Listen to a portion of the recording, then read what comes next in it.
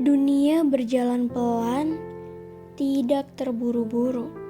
Namun, realitanya manusia seakan terus tidak ingin tertinggal oleh zaman. Jarak yang dekat seakan jauh karena sibuk dengan ponsel di genggaman. Dunia digital memang mendekatkan yang jauh, tapi tak jarang pula menjauhkan yang dekat.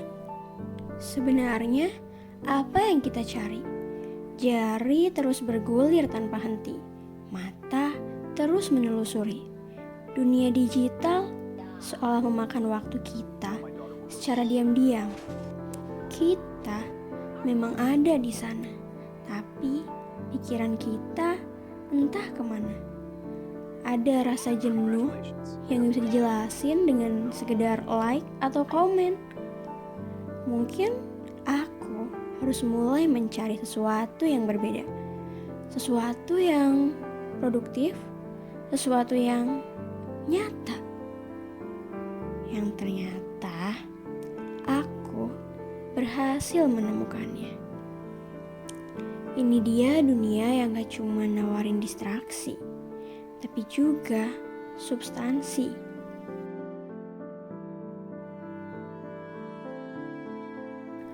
Konten-konten yang lebih berisi dan memotivasi untuk memulai aksi.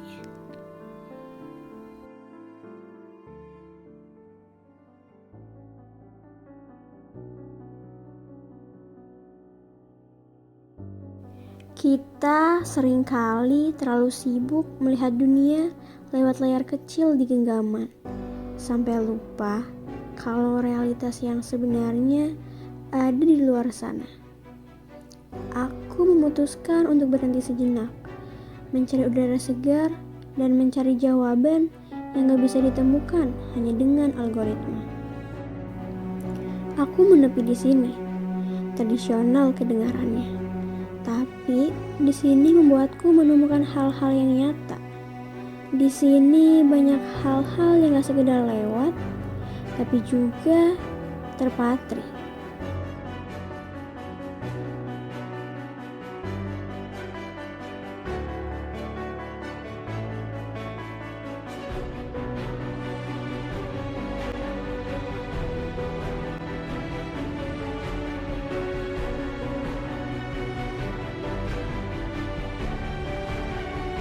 Buku-buku yang tersusun berisi informasi yang sudah dikurasi, tersimpan rapi, menunggu mereka datang untuk dipelajari. Setiap rak punya dunianya sendiri. Aku mulai menelusuri judul-judul yang selama ini hanya jadi istilah asing di mesin pencari. Ada kepuasan tersendiri saat jemari ini menyentuh tekstur kertas, menghirup aroma buku yang khas, sebuah sensasi yang gak akan bisa digantikan oleh layar sekecil telapak tangan.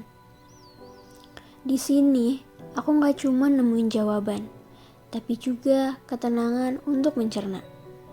Informasi yang masuk gak lagi saling tumpang tindih.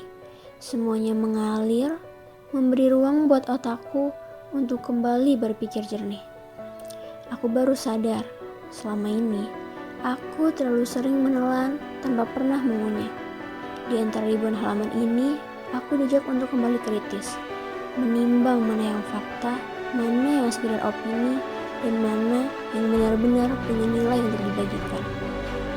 Saat aku membaca, aku tersadar, media sosial itu bukan cuma soal posting atau scrolling.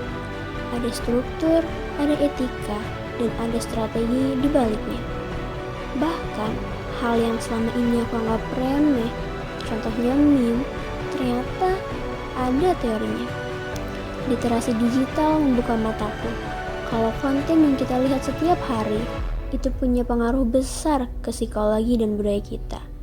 Mengetahui ini bikin aku sadar betapa pentingnya menjadi pengguna yang punya kendali, bukan yang dikendalikan. Di era lajunya informasi digital, kita dituntut untuk terus bertransformasi, menggunakan media secara bijak, tidak hanya mencari hiburan semata atau bahkan terpapar hoak. Literasi melahirkan generasi emas yang tidak hanya mencari, namun juga mengerti.